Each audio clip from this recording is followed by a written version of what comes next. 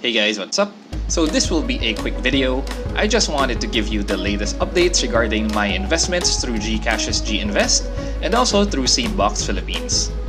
As mentioned in previous videos, I invested in global equity funds. The first would be the Global Technology Feeder Fund from ATRAM, and second will be the Global Consumer Fund, also run by the ATR Asset Management Group. So it's been 2 months since investing in April 2021. How have my funds performed? Have I actually made money or have I lost money? Let's find out. Alright, so in those 2 months, my returns for Seedbox Philippines is actually at 1.16%. And for GCash GInvest, my returns are at 1.09%. So with Seedbox Philippines is higher, does that mean that it's a better investment? Absolutely not, because both runs are anyway run by ATRAM. Why is there a difference? The small variance in the percentages would actually be a consequence of the investment dates wherein I put in the money. So anyway, these are very small percentages. So at these returns of just 1%, you might be thinking, is something wrong? And I understand where you're coming from, especially if you're new to all this. If this is your first time to be investing in foreign equity funds or equity funds altogether, you might be thinking, I don't think the returns are worth the risk.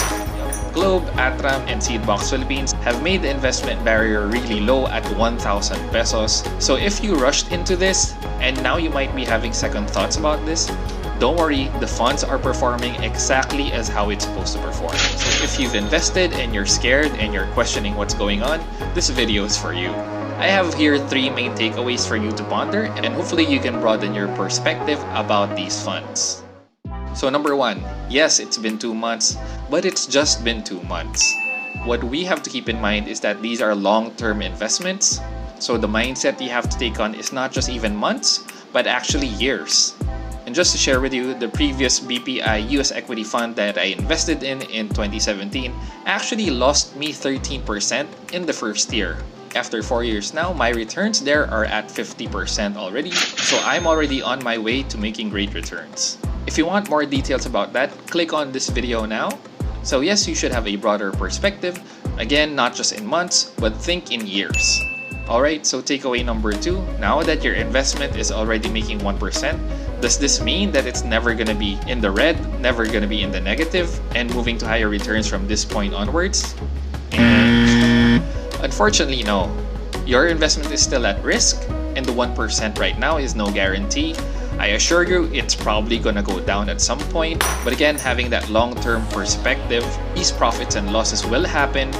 What you need to do is to just let your investment breathe, don't micromanage it, don't obsess about it. Your investment is just like any relationship that you have.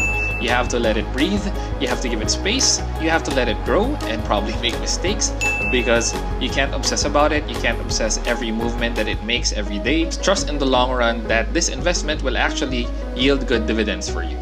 And number 3, our last key takeaway, if you really are bothered by your investment being in the negative, take being in the red as an opportunity to invest more. Because if your investment is in negative territory, it means that you can actually buy in lower. You can effectively lower your cost acquisition. So this is the principle of cost averaging. Don't look at your investment being in the negative as something to feel bad about, but it's actually an opportunity to buy in more and yield even better returns in time. You don't have to feel down about your investment being negative. Take this as a chance to buy in. You can do it weekly, monthly, or even quarterly. Every time you check and you see that it's in the red, you can invest more because anyway, it's not such a big amount that you're going to be parting with, and the returns are really promising.